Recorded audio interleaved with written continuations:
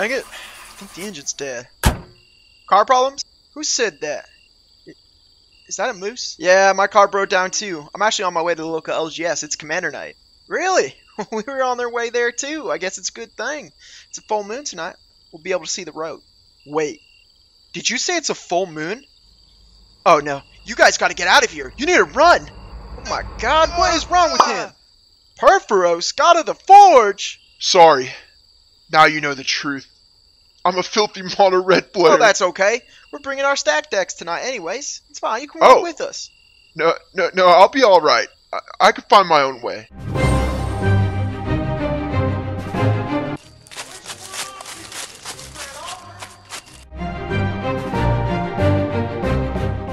Planeswalkers! How you doing? How you doing? You're watching the Manamu channel, the only place to get the ultimate deck list. Today, we're taking a look at a viewer requested commander, Purphoros, God of the Forge. The card you probably seen played and then immediately died to. Well, today he's the commander, and he is 1 red, 3 colorless, 6/5 enchantment god that requires 5 devotion of red to become fully awakened. However, that is a trap. Most of the time, we really care about his other ability. Whenever another creature enters the battlefield under your control, Purphoros deals 2 damage to each opponent. And to top it all off, 1 red, 2 colorless, he'll pump your creatures up by 1 power.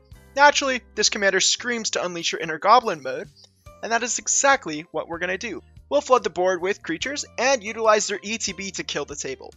This deck will require a certain amount of skill to utilize, so I recommend you increase your IQ right now by subscribing to the channel, so you too can become enlightened. Before we get started, if you have a commander you want to see featured in a video like this, leave it in the comments section or join our Discord.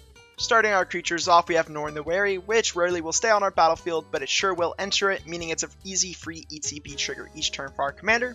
Loyal Apprentice generates Thopter tokens with haste when we control our commander, and Runaway Steamkin because we love free mana, and if miracles really do happen, then this card will combo off. Speaking of combo, we're playing Birgi, God of Storytelling, for the same reason. This card gives out free mana, and worst case it ramps out an extra spell a turn. Goblin Rabblemaster makes goblin tokens and gets swole based on the attacking goblins we control.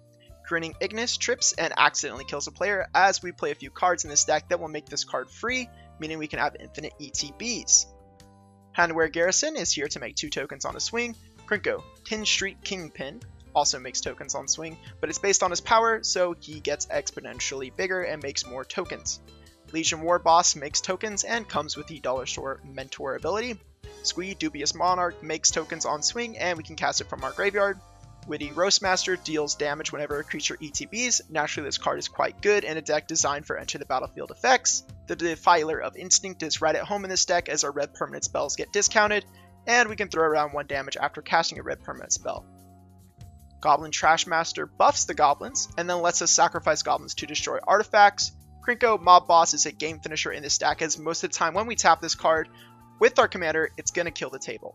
Because when we tap him, he'll make goblin tokens equal to the number of goblins we control, and you guessed it, we're making a lot of goblins in this deck.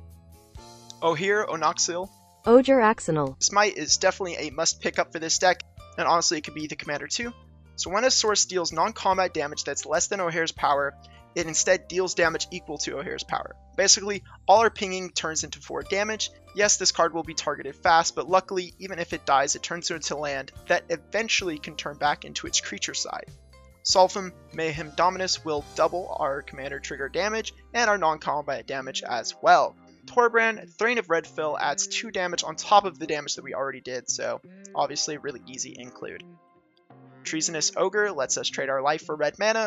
Siege Gang Commander makes 3 goblins on ETB, and we can sacrifice goblins to it for more damage.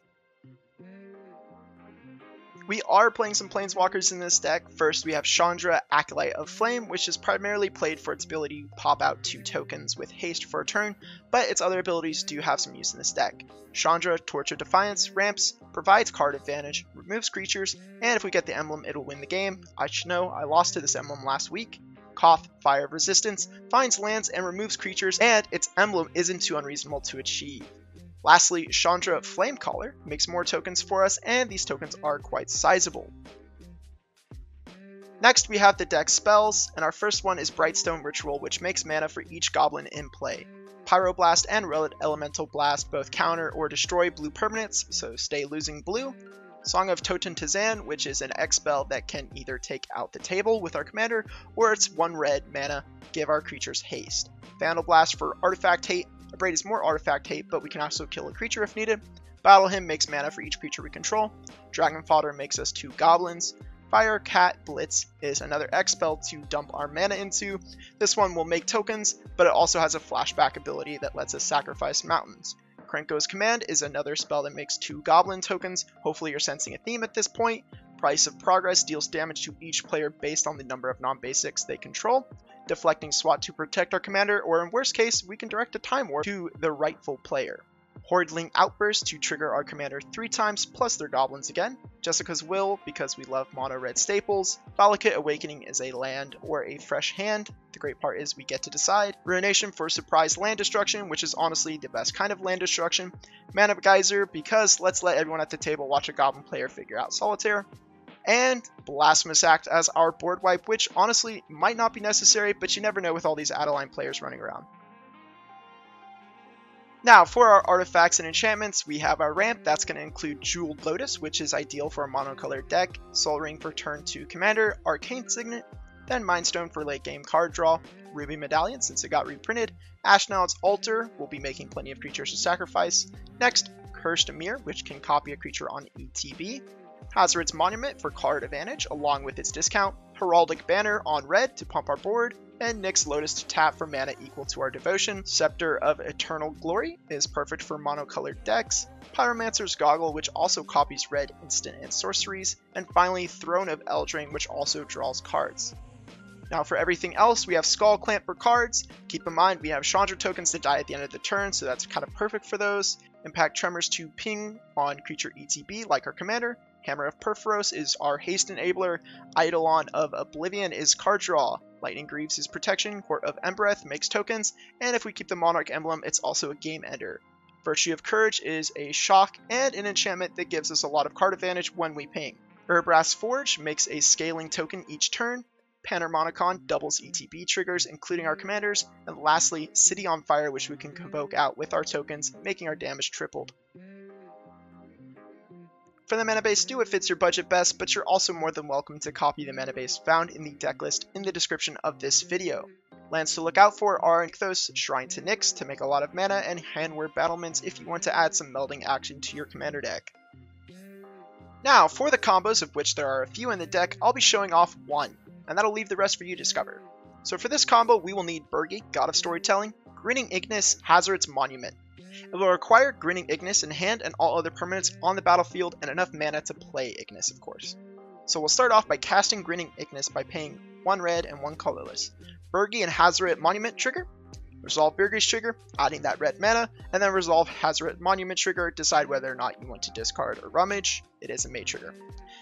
Now activate Grinning Ignis' ability after ETBs by paying 1 red, returning it to your hand, adding 2 colorless and 1 red. Repeat this process to make infinite colorless mana and rummage through the deck if you choose, but with our commander, this is a instant win barring any removal because it's infinite ETBs, meaning we can drain the table by 2 for each cast. That is the deck, and I hope you enjoyed it. Let me know how I did, or tell me about a time you turned into Purphoros God of the Forge while hiking in the comments below. Subscribe if you'd like to see more and bigger content in the future. I'll be seeing you guys in the next video. Peace.